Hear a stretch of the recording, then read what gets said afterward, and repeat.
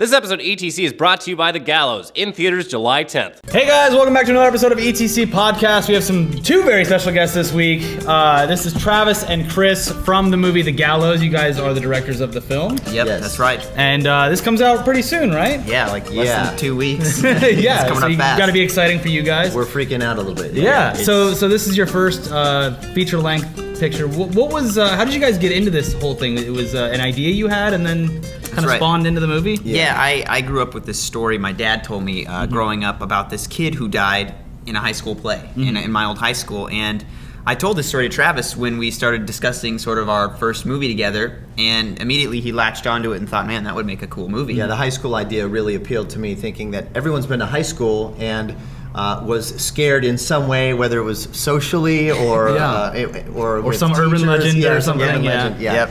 And so I said, look, we haven't really had anything like that in a long time, or we just haven't had anything at all like that. So let's do something, and that's where it stemmed from that. So technically, you could put based on a true story. Oh, yeah. I guess you could. Yeah. I mean, I did like theater productions in high school, and there was definitely like any theater that's over 40 years old has some little there's some legend. story. You got to Every bring night. up like a bouquet of flowers before opening night, or else you know Yeah. something bad will happen. A light will fall on What's the someone's head. play? Was it Macbeth that you can't Yeah, say? you cannot say Macbeth, and also now you cannot say Charlie. Oh, Yeah. apparently, yeah. Yeah. It's something not to say as well. Unless you put two pencils together. So yeah, this is the thing. Are you guys in any way related to this Charlie viral? Well, we're related to it. We're very related. Yeah. You know, in that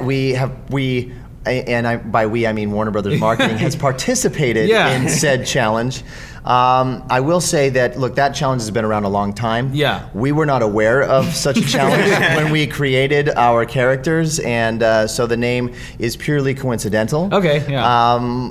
But yeah, we sure are glad that Charlie thing was yeah, it really took off. Right, but either way, either you're playing the game or seeing the movie, just don't say his name. Okay, because okay. Either way, It's it's not a good idea. bad things Yeah. start to happen, as you can see. I'll So, be careful. Like, Yeah. you guys did a little viral video called Kid Hulk. Yeah. Oh yeah, shoot. we And did. so what was it like having something like that blow up on the internet and get such a huge kind of following? It's weird. That one took a little bit longer. That was one of our first attempts. It was actually, it's funny. Some of you may enjoy this. Is that I have a son, and my son plays young Bruce in that. Yeah. And people would tell me after they hadn't seen me and my son in a long time, and then the next person they saw was Chris and I. Man, Travis's son has grown. I was like, man, where are you getting these friends, Travis? They think your son just grew get your up. eyes checked. Too. Yeah. But so we said, well, let's do something, you know, with that. And he was working out a lot. He has like some raw powerlifting titles. I don't know if anyone knew that, but and so he was really ripped. And I was like, let's do a Kid Hulk, and we did that. And then when Avengers came out, we saw this huge boost, and these other ones we saw a huge boost. Yeah. And it was really cool to see that, and it still continues to grow and grow. So. Very cool. Let's get into some of the fan questions. You want to start off? Yeah, let's start off with a question from Sergeant Dashy. They ask, what are your favorite horror movies, and did any of them help inspire The Gallows? Absolutely. Some of my favorites are John Carpenter stuff. I love the original Halloween. Yep. I love the original Nightmare on Elm Street for Wes Craven, and we also did draw a lot of inspiration from the Paranormal franchise, Blair Witch Project, and some of the more recent found footage horror movies for sure. Yeah, and even like some of my favorite scary movies that were truly scary, like The Ring. Several of the Japanese films that kind of were translated into English over Grudge. time. Yeah, The Grudge. A lot of these were really scary, and so we tried to pull from those as inspiration. So this was, you guys worked with Blumhouse on this. Yeah. We did. We did and we didn't. We Okay. actually had a completed film before we even had met Jason Blum and you know came on with Blumhouse, and so it was like we had done all this work, Chris and I, and like 2 helpers and the cast, and that was it. So we really didn't know a lot of how things were supposed to go or how they should go. We just kind of did them how we thought they needed to be. But that original cut was very strong, and there's a lot of points in the film that have stayed that are some of the strongest points that people are really going to enjoy, we think. And Jason Blum said, hey, you guys will do great. You'll do great digital and festivals and you know, other forms of distribution. He says, but if you want to make sure that it's hard for a studio to say no to a wide theatrical release, you got to do a little bit more. And so we went back and put our noses to the grindstone, so to speak, and did more. And then we had a few more resources and some helpers and people that we could say, hey, put that light over there and do that. And we're like, yes, this is awesome. What was the gap in time between the first shoot and then the? We've been working on this thing from the very beginning. It's been about 4.5 years. Oh wow! I mean, we had the first version done in 2012. Yeah, it was about 6 months from production to a completed film. And then, it was like October 2012 that Jason came on board.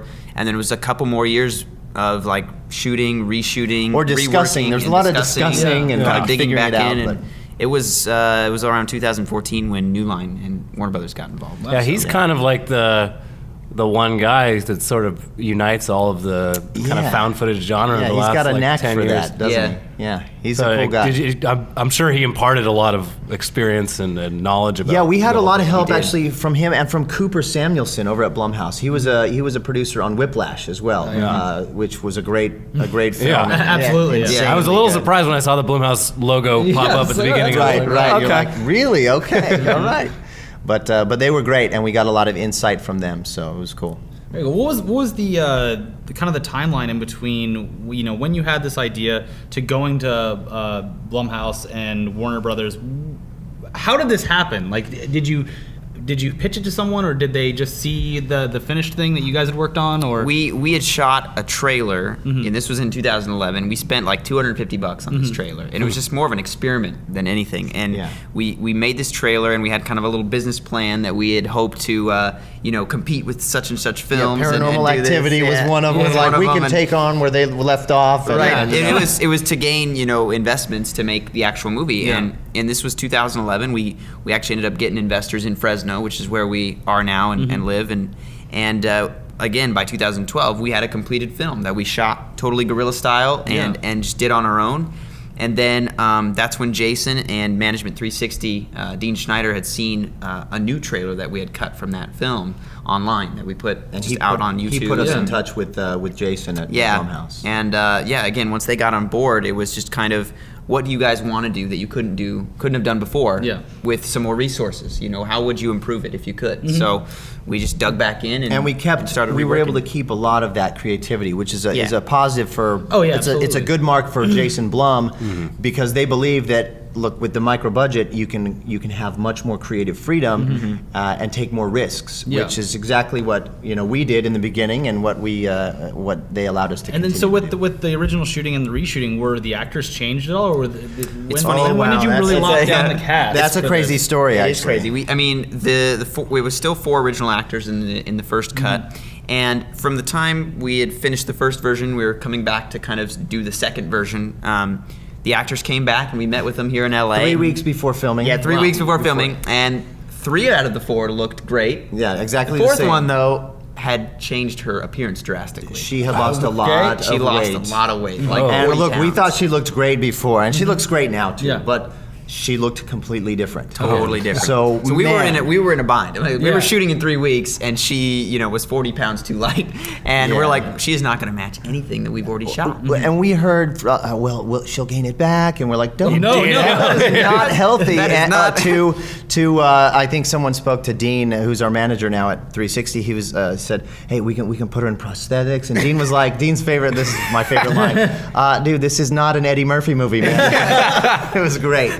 But it was kind of a bummer because we had no intention of not having her in the reshoots and additional But we really stuff. had no choice at that point. So we ended up recasting her role and obviously had to reshoot everything that she was a part of. And a lot more work, a lot more time, a lot more money, all that stuff. And that's how Cassidy Gifford came on board. She was the replacement. Yeah. So we, one of the managers at 360 was like, hey, I might have a girl who fits this role, and he like pulls up her picture on the computer, and we see all these pictures of her with Kathy Lee, and she we're like, friends with Kathy Lee Gifford or something, and they're like, no, that's her daughter. I was like, are you kidding me? Like, she couldn't fit probably. She won't work, but we'll meet her anyway. And we met her, and her mom was with her, happened to be with her, and we met for like 5 minutes. Yeah, she seemed really nice. She looked the part. And her mom yelled at you until you accepted. Right. But we actually went and saw like 30 more girls. Yeah. And then we said, okay, we're not really feeling it. And then we had a proper audition for her, and she just nailed it.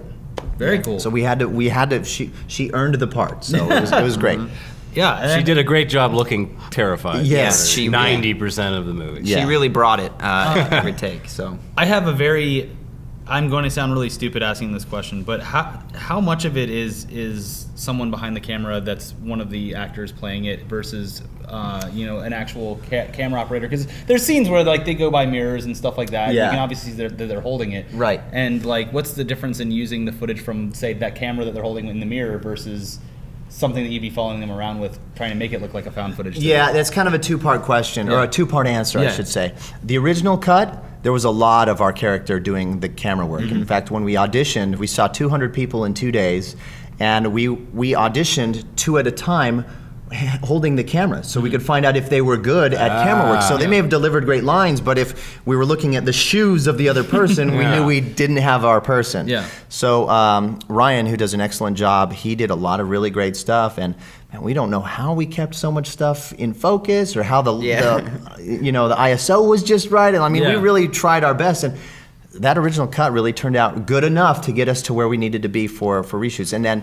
when Blum came on board, the second part of that is we did have some help, and we did those things. And Chris and I did a lot of camera work as well. Yeah, the camera was definitely its own character in a lot of places, and frankly, like we'd have a camera guy trying to do it, and we'd be like, "Nah, let us take the camera. We know exactly the way it needs to move in this scenario." So we would jump in a lot. The camera guys would do it sometimes. Sometimes Ryan was still holding the camera, so it was a mix. It depended on the scene. Yeah, it is a sort of weird balance between like it has to look amateurish, but it also has to hit all the right beats. Absolutely. Yeah, and you don't want it to be Blair Witch shaky. You know what I mean? Yeah. Like Blair Witch was different because it was kind of the first of its kind of that magnitude. Right. And it's just different. You want to be able to still have that feel, but not be so seasick. So we really were, very cautious about how we filmed it to make sure it was still smooth and not so shaky that it made people throw up. Yeah, here's a question that I was also wondering about. Just Out Today asks, is there any CGI in the movie, or is it all practical?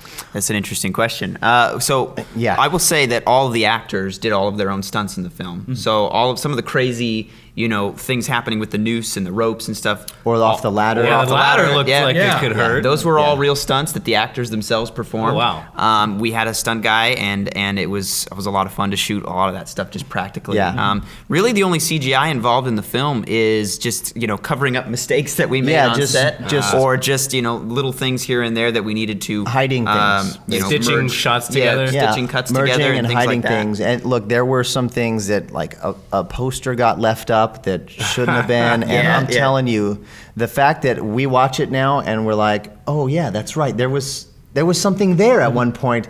Is great because man, it took forever to clean some of that stuff up. It was. That's really tough. I'd say that's the bulk of any the effects that there are. But yeah, it's we went all legit on practical stuff and very little.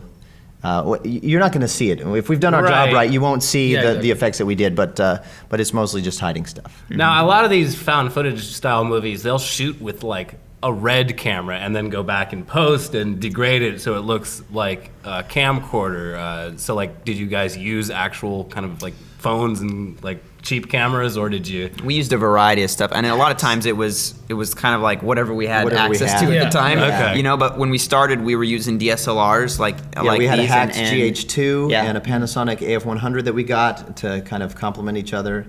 Second go around, we had Canon C300. We also used a Sony to get some night vision stuff, and for the opener, we did use an old HD. Or not in HD. No, not HD. HD meaning hard drive. I think hard drive camera. You know what I mean? It was a hard drive camera, Yeah. JVC, I think. And that was, I bought that when my kid was born to film my son. That was 9 years ago, but it looked really old. So Yeah, technology is and we amazing did how use a it's- couple reds in some of the reshoots and stuff. Yeah, Scarlet. And usually it was just kind of a color correction thing, trying to make them all match as best we could. And so, but we used just about everything, and it was just whatever was available. like every camera company you could think of is like credited with a special thanks at the end. But no cell phones, actually. Actually, no real cell phones. Some of them look like they are, but that was on purpose. That is interesting that it's like the color correction process is just making everything look uniformly shitty. Yeah, basically. Although I will tell you, we didn't want it to look bet. I mean, we really were cautious of lighting and making things look very cool in kind of, we used a lot of reds and things, and the night vision isn't necessarily so green that it's like, oh, it's the green. It's a little bit more blue. There's some really cool coloring that happens in the movie that we liked. So. Very cool. Where was the actual location, like the high school? I know you probably did a lot on set, but... The high school it's based off of is in his hometown of Beatrice, Nebraska, but where we filmed is actually a Veterans Memorial Auditorium in Fresno, California, where we are. And several high schools there, and too, several in high that schools. area in Fresno, yeah. Selma High, Madera High, Clovis North, Clovis West, just a bunch of different ones that had settings that really fit the locations that we needed in the movie. But they were the theater though that we filmed in it's listed as one of the most haunted places in Fresno. It was actually really? It was actually second, but they tore down the first, so it's actually number one now. So the next obvious question is, did anything happen on set since it was a haunted location? Yeah. Oh yeah. All the time. Yeah, I mean there were and noises. all of it was caught on tape, and We actually did get a bunch. We of did get a couple of things. There were some things that we can't verify that some of our actors said they saw or heard. But yeah, we all heard noises that were bigger than your average old building noises. Like not the little air conditioning duct or this or that. They were like things like someone walking across the catwalk. We could hear up in there, and we heard like thumping sounds from right above us on the stage. Yeah. So were you guys all like making mental notes to actually not say the name Charlie while you're on set? At certain times when we shot this trailer, I told you The very about, first the one, $250 one. We were, the actors were saying his name, and things were starting to happen. Weird things. It was getting kind of too. intense. Oh, And there was actually a point where I said, guys, let's just stop saying his name. They all breathed a sigh of relief. But then things started to kind of die down, and I pulled our camera guy aside. And this was a different cast than in the movie, but his name was Tyler, and I said, Tyler, look, things have gotten a little stale. I need you to say his name again. And he was like, but without the other actors knowing. And I was like, Chris, man, do I really have to do that? And he was worried. He was genuinely terrified. And but when he did, the other actors were just like, they unloaded to on shreds. Yeah, it was great. It was a good question to lead out of that is because someone asked right here, Insane Twig asks, have you ever had any experiences with ghosts or anything paranormal, or are you a believer in the paranormal? Yeah, I mean, I definitely believe that spirits are supposed to go somewhere after, once their body dies, the spirit's supposed to go somewhere. But I think, hey, we can all choose whatever we want when we're alive. We should still have that same freedom of choice when we're